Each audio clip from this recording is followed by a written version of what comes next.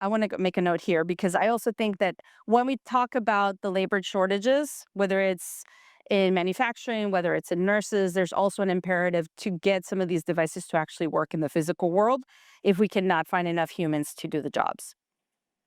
So when you're building the post LLM enterprise, here are some of the things you guys can consider as you're leading your companies. I'm not saying you need to do all of these right now, but just some ideas and some thoughts on questions you should think about.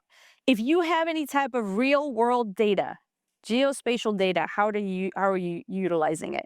You're obviously piloting a lot of digital pilots with agents, all these sorts of things. How do you start to think about, depending on your line of business and your company, pilots in the physical space, potential and infrastructure audit, also talent. Back in like what, a year ago, 2 years ago, people were hiring prompt engineers like crazy.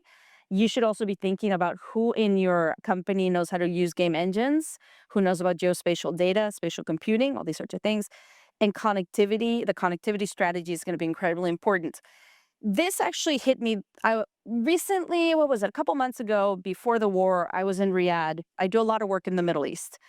And I was having a conversation in Riyadh with one of the men that helped create the AI strategy for Saudi.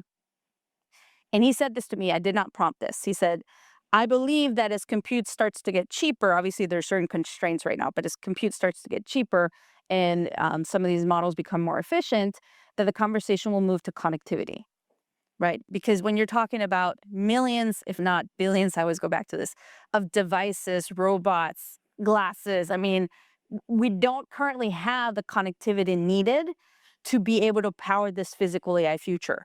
That's why an NVIDIA starts to invest in a Nokia. That's why all these, all this connectivity is going to be incredibly important.